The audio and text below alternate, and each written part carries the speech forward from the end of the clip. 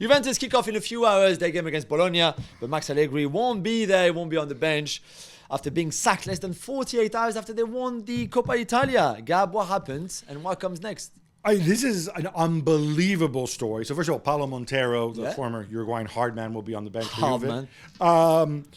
Remember on our last show, we told you they won the Coppa Italia and Allegri kind of acted like a wild man, did his WWE thing, got himself sent off in injury time. No tie, when they were winning. It got worse afterwards. He went after the journalists from the local paper in Turin, Tutto Sport. He got the club director of football, Giuntoli, who he blames for putting him under pressure. He said, no, you can't come and celebrate with us. Go away. And he took training the next day, and then in the afternoon, club talked to him and said, you're out of here. They said, this is behavior, which basically brings the club in disrepute. It's not the behavior we expect from a Juventus coach. Totally. I think they're right. I think Allegri's been very stupid here because, look, we knew he was under pressure. But by doing this, he's giving Juventus possibly, and it's probably going to go to an employment tribunal. A lot of lawyers will get involved. Do you think? Because I was going to say, he's got 3 years left on his contract. He's got 1 year left. 1 year left, sorry. But it's an enormous contract. Yeah, it's I was only going to 3 say, years. it's a lot of money. $20 million. Yeah. But they could save on this because if they finally say, this is just cause, you're embarrassing us. This is an administrative thing. It's not a technical thing. We don't need to pay you that final year. Either way, it looks like Thiago Motta might be going or might not. Depends who you talk to. Allegri, some people will always support him. But to behave like this is just unacceptable. Yeah. And you can be cynical and say the club wanted an excuse to do this.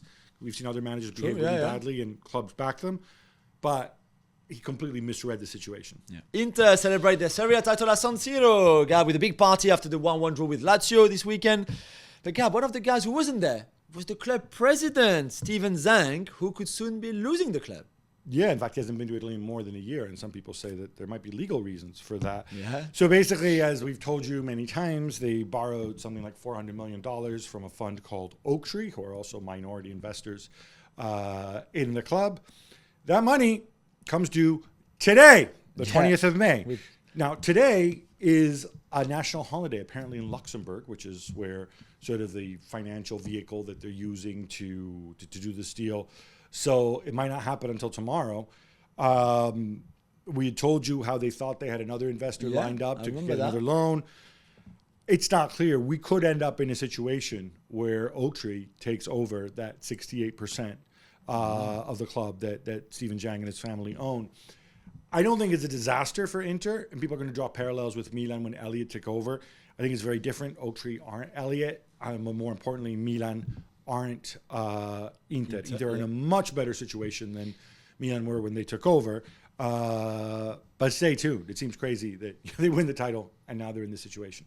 But it is going to impact also all their contract renewals. Lautaro, Barella, Bastoni, all these guys need to be extended. Speaking of Fonseca, he's still the hot favorite to take over Milan, Gab. Yeah, and they lost 3-1 to Torino at the weekend. The fans still unhappy, still on strike. But it's all right. They'll finish second. And if I can take this moment to reflect a little bit on Stefano Pioli, who, I think we take as read is going to leave the club. I think in the last 4 years, he's got 2 second places, and he won the title for a guy who took over as an interim coach. He accepted the club's policy of young players of playing a certain type of football, which I think didn't come naturally to him, but he embraced it. He made it work. I think he deserves a lot more respect than the respect he had. Fonseca looks like it's drawing a step closer. We'll wait to see if there's an announcement they can get over the line. I think Fonseca did really well in tough circumstances at Lille. He did really well in really tough circumstances at Roma. I think it helps, actually, that he already knows Serie A. And if he's the choice, I think he's the right choice. Romelu Lukaku scores and Roma beat Genoa 1-0 this weekend. But Gab, will it be enough to see them in the Champions League next season? Tell you what's not enough. Daniele De Rossi coming out and saying 6th place, which is what they are now. Not enough. Not good enough. Look, I think they obviously turned the club around. They had a good run. Look, they came within seconds of beating Bayer Leverkusen away.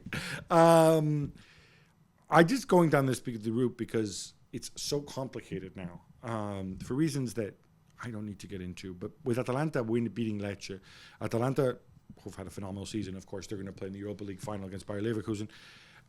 They've qualified for the Champions League. Yeah. So Roma will be going to the Champions League if Atalanta win the Europa League, unless Atalanta finish in the top 4, in which case they won't. Yeah. I don't know why this is so needlessly complicated, but I'm sure there's good reasons for it. And the weird thing is they're not going to know until June 2nd, the day after the Champions League final, because Atalanta have a game in hand against Fiorentina. Right. Yeah. Fiorentina, potential Europa Conference League winners. Yeah. It's crazy. Incidentally, this game, I was just thinking of the scenarios, right? Fiorentina will have nothing to play for, especially if they win the Conference League. Atalanta will have even less to play for at that stage. Mm-hmm. If you're Roma, if you're either one of these teams, you can say to yourself, hey, look, we can help Roma, right, get into the Champions League, and it's not going to hurt, not going to affect us one bit. Very true. Or we can be mean. You know, it's like Nice and League. I know. Also, it's incredible that the Fiorentina season and Atalanta season will finish on June 2nd, which really should not really be allowed. And you know why? It's because Fiorentina did so well they both did so well in Europe. Well, and the passing of Joe Barone, of course. But still, it's pretty incredible. June 2nd. Napoli are held to a 2-2 draw by Fiorentina, but Kvaratskhelia gets on the score sheet to take his goal tally to 11 this season in the league, plus 6 assists. Gab, you happy with his second season? Yeah, I think there was this perception that it's been a down year for him when you consider that he's had 3 different managers. He's had changes of systems. It's been a zoo. He's had the contract dispute. Yeah. To get 11 goals and 6 assists at his age in your second year, I think is tremendous. Did he improve upon last season? No. But I think he showed that he definitely belongs at this level. And Gab, talking about Italy, your old buddy Claudio Ranieri kept Cagliari in Serie A this season, and he got really emotional. He did. Look, he pointed out that 33 years ago, to the very day, he kept Cagliari in Serie A when he was there the first time around. He's 72 years old. Incredible. At one point this season, he resigned, and everybody said, no, stay. He said this is going to be his last job in football. I don't know if he's going to stick around another season, but whatever he's doing seems to work.